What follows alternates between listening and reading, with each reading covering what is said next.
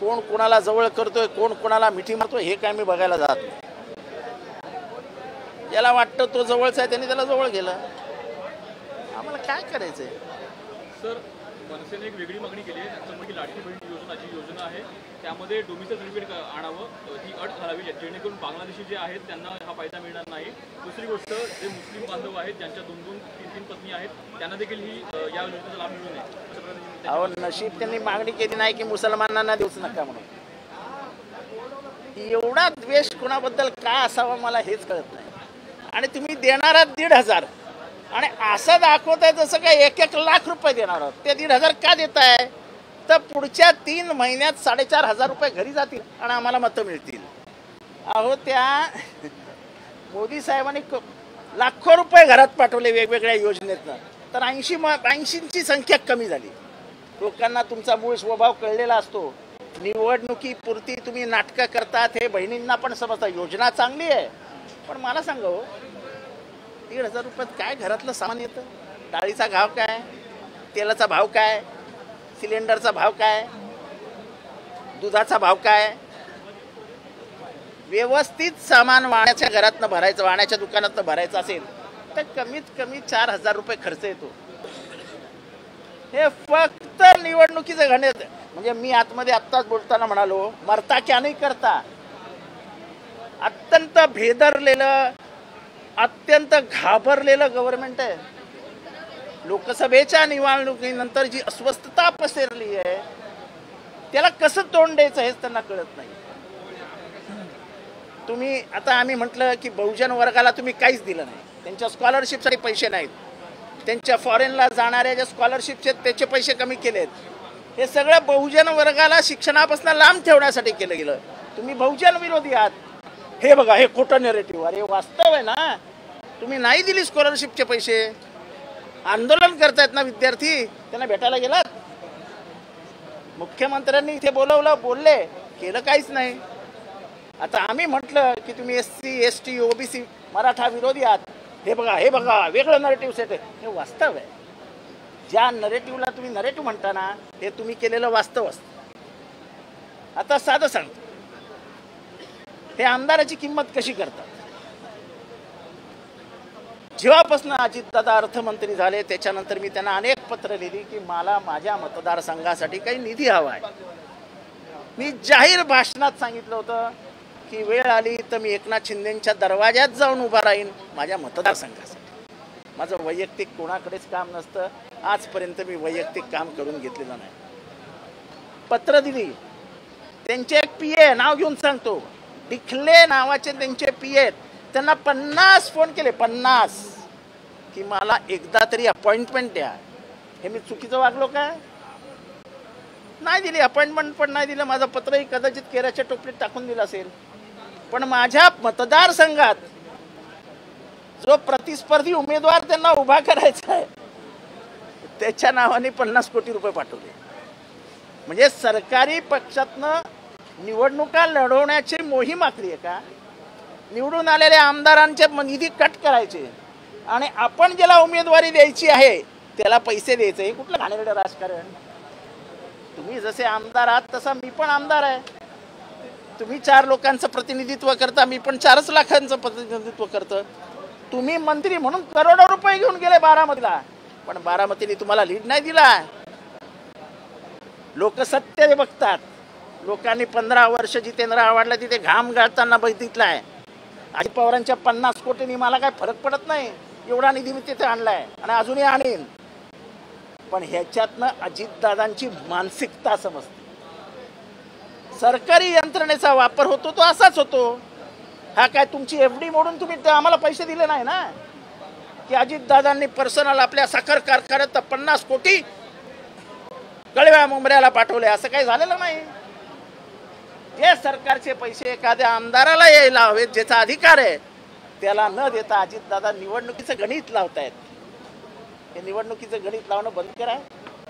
लोकांनी दाखवणार 31 जागा तुमच्या विरोधात देऊन की तुम्ही कसे चुकले आहात. आणि ह्या सगळ्यांनी लक्षात ठेवा, ही निवडणूक विकासावर नाही, ही निवडणूक कशावरही लढली जाणार नाही. ही निवडणूक गद्दारी विरुद्ध इमानदारी ह्या 2 शब्दांवर लढवली जाईल. आणि महाराष्ट्र गद्दारीला धडा शिकवेल. शिक्षण मंत्री केसरकर यांच्या मतदारसंघात जिल्हा परिषदेच्या शाळेची भिंत कोसळली आहे. राज्यातील जिल्हा परिषदेच्या शाळातील सगळ्या शाळा यांची दुरावस्था झालेली आहे. आम्हाला कुठे काय, मला शाळा शिक्षण एकत्रीकरण शिक्षक नाही आहेत, काय करायचं आहे आपल्याला? आपल्याला ह्या योजनेतनं घरी पैसे येतील, त्या योजनेतनं घरी पैसे येतील. नशीब अजून सांगितलं नाही. सकाळचा नाश्ता, दुपारचं जेवण, दुपारचा नाश्ता, रात्रीचं जेवण घरात असं आम्ही देऊ. आम्हाला फक्त निवडणुका जिंकायच्या. अहो पोरांना काय नोकऱ्या नाही आहेत. तुमच्या 1,500 रुपयात आई वडिलांचं औषध पाणी येणार आहे काय? ते कुठनं आणायचं पोरांनी ज्यांना नोकऱ्या नाहीत त्यांनी? अहो पहिल्यांदा IIT मधनं पास झालेल्या मुंबईचे पोरं नोकरीला लागलेलं नाहीत. First time in the history of IIT. त्याचं काय उत्तर आहे तुमच्याकडे? हे अशा योजना काहीतरी ह्याला, अहो तीर्थयात्रेला जायला श्रावण बाळाने असे 2 कावडं घेतली आणि आई वडील बाजूला बसवले. अशी आमची पण इच्छा आहे. पण त्यांना न्यायला ट्रेनच्या तिकिटाचे पैसे कुठनं आणायचे आम्ही पोरांनी? ते आजारी पडतात, हॉस्पिटलचं बिल कुठलं भरायचं पोरांनी? त्याच्यासाठी आम्ही नोकऱ्या, त्या बेरोजगारीवरती काहीतरी जालीम उपाय काढणार आहोत असं बोलले का? हे 48 उद्योग गुजरातला गेले, लाज नाही वाटत यांना? दरडोई उत्पन्नामध्ये आपण गुजरातच्या मागे पडलो, लाज नाही वाटत यांना? मराठी माणसाची मान किती खाली घालणार आहात याचं उत्तर द्या महाराष्ट्राला.